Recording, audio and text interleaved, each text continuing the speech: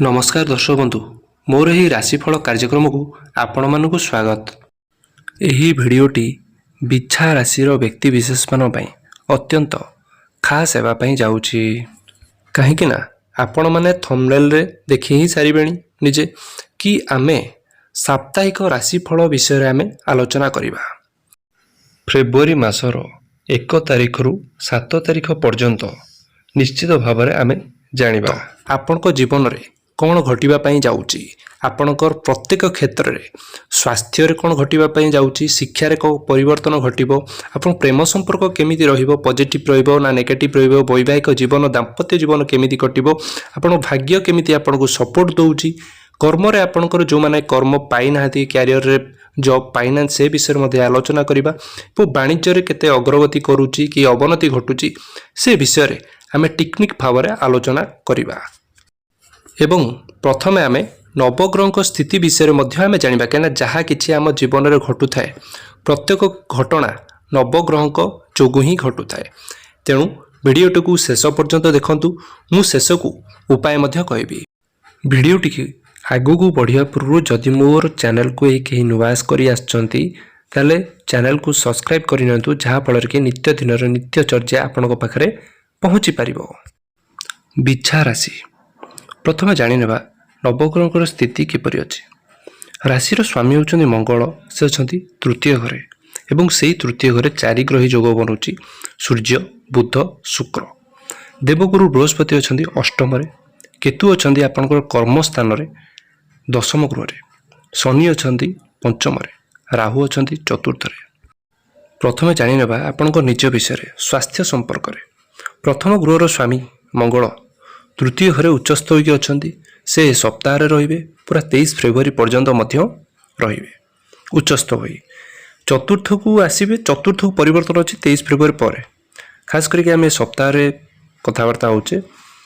गुरु अछन्ति अष्टम रे पंचम शनि विराजमान करछन्ति तेणुक देवगुरु बृहस्पति अष्टम रे माने आपणकर फैट बढ़ी पारे आपण जदि बाहर खाद्यपेय नौकरी आपड़ खाद्यपेय टी जंक फुड को आभोड करूँ कहीं ए समय आपणकर अनावश्यक आपण न चाहूले भी मोटापा बढ़िबार संकेत दौर एवं बदहजमी जदि अधिक खाई दौरान कि अलग आड़े खाऊँ कि फास्टफुड अधिक व्यवहार करूँ आभोड करूँ कहीं ए समय बदहजमी आपणकर देखा जाउछि।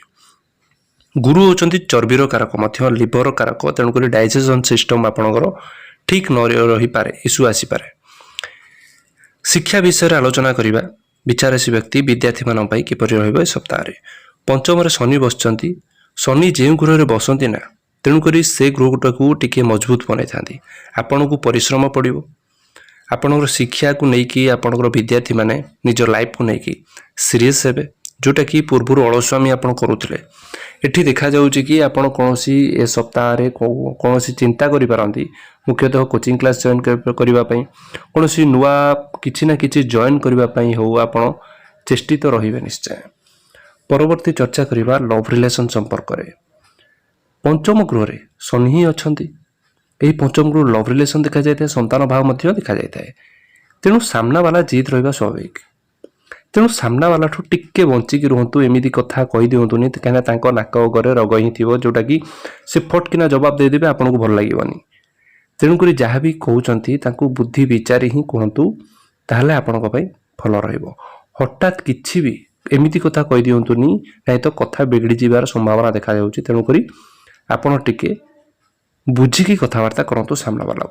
परवर्ती चर्चा करवा दाम्पत्य जीवन विषय मैरिड लाइफ आपणकर किपरि कटिबो सप्ताह रे एटी दाम्पत्य जीवन ए सप्ताह भल देखा जाउछि कहीं शुक्र एवं मंगल एका संगे तृतीय ही अछंती पर शुक्र मध्य चतुर्थ रे प्रवेश करिवे तेणु आपणकर लाइफ पार्टनर जहाँ सांगरे आपण मिसी ट्रैवल करिवार सुजोग मध्य पाइबे। ए सप्ताह देखा जाउछि कि सप्ताह शेष आड़क 5-7 आड़क कौनसी प्रकार यात्रा आपण करिवार सुजोग पाइबे एवं पाख स्थान को हो दूर स्थान को आपण को मन खुशी रहिबो बुलाबुली कारण कहीं एठी सेमती ही जोग बनुची एवं दुई जन मिसी जदि किसी बिजनेस आरंभ करने को चाहती ए समय मन मध्य बड़ेबो किछि ना किछि करिबा पई मन बड़ेबो खास करिकी 5 फेब्रुआरी पर 5, 6, 7 आपण दाम्पत्य जीवन बुलाबुली सुजोग आनिबो निश्चय।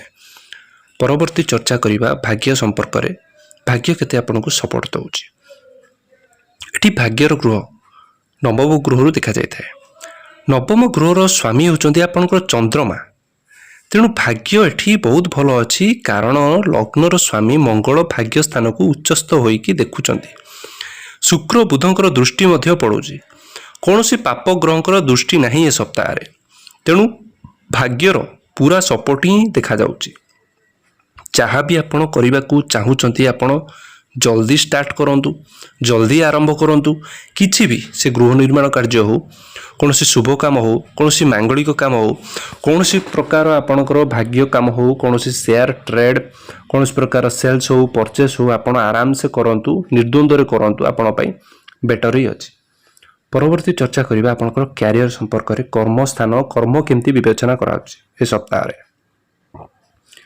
କର୍ମର ଗୃହ ଦଶମ ଗୃହରୁ ଦେଖାଯାଇଥାଏ। ଏଠି ଦଶମ ଗୃହରେ କେତୁ ଅଛନ୍ତି। କେତୁ କ'ଣ ନା, କେତୁ ହେଉଛନ୍ତି ଗୋଟେ ଅତୃପ୍ତ ଗ୍ରହ।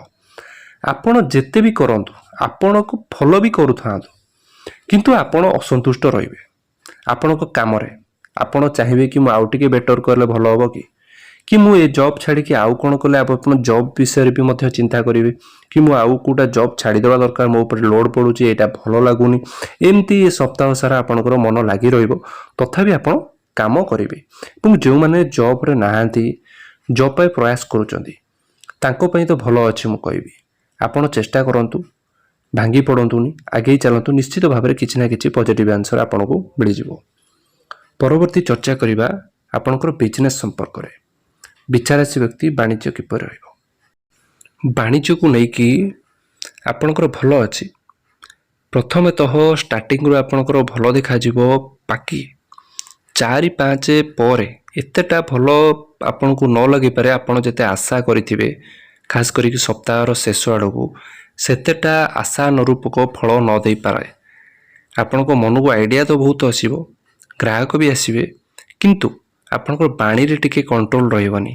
ଆପଣ ଯାହା ମାନେ ତାହା ଟିକେ ରାଗ ମୁଡ଼ରେ କିଛି ନା କିଛି କହିଦେବେ, ଯେଉଁଟାକି ଗ୍ରାହକମାନଙ୍କୁ ଅସନ୍ତୁଷ୍ଟ ବି କରିପାରେ। ସେଥିପ୍ରତି ଆପଣ ଧ୍ୟାନ ଦେବାର ଅଛି ଖାସ୍ କରିକି। କିନ୍ତୁ ଆପଣ କର୍ମ କରିଚାଲନ୍ତୁ, କର୍ମ ଠିକ୍ ରଖନ୍ତୁ, ଆପଣଙ୍କ ବାଣୀରେ ଟିକେ ସଂଯମତା ରକ୍ଷା କରନ୍ତୁ, ଆପଣଙ୍କର ବେଟର ହିଁ ହେବ। ଆସନ୍ତୁ ଜାଣିନେବା ଉପାୟ ପ୍ରତିକାର କ'ଣ କରିବେ, ଯେଉଁଟାକି ମନ୍ଦଗ୍ରହମାନଙ୍କୁ ଆମେ କିଛିଟା ମାତ୍ରା ଅବସାନ ଘଟାଇ ପାରିବା। ଆପଣ ହନୁମାନ ଚାଳିଶା ପଠନ କରନ୍ତୁ।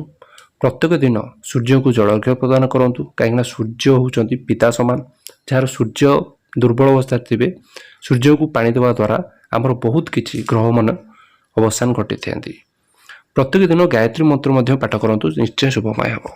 ତେଣୁ ଦର୍ଶକ ବନ୍ଧୁ, ଏ ଥିଲା ଫେବୃଆରୀ ମାସର ପ୍ରଥମ ସପ୍ତାହ 1 ତାରିଖରୁ 7 ତାରିଖ ପର୍ଯ୍ୟନ୍ତ ଦୈନିକ ଆପଣଙ୍କ ଜୀବନରେ ପ୍ରତ୍ୟେକ କ୍ଷେତ୍ରରେ କ'ଣ ଘଟିବ, କ'ଣ ଆପଣ ସତର୍କ ରହିବେ। ଆଶା କରୁଛି ନିଶ୍ଚିତ ଭାବରେ ଆପଣ ଜାଣିପାରିଥିବେ ଏବଂ ଆପଣଙ୍କୁ ଏ ଭିଡ଼ିଓଟି ଭଲ ଲାଗିଛି। ଯଦି ଭଲ ଲାଗିଛି ଆପଣ କମେଣ୍ଟରେ ନିଶ୍ଚିତ ଜଣାଇବେ ଏବଂ ସବସ୍କ୍ରାଇବ୍ କରନ୍ତୁ ମୋ ଚ୍ୟାନେଲକୁ। ଏବଂ ଏମିତି ନୂଆ ନୂଆ ରୋଚକ ଜାଣିବା ପାଇଁ ଆପଣ ନିଶ୍ଚିତ ଭାବରେ ସଜେସନ୍ କରନ୍ତୁ। ଆପଣଙ୍କର ଦିନ ଶୁଭମୟ ହେଉ। ଜୟ ଜଗନ୍ନାଥ।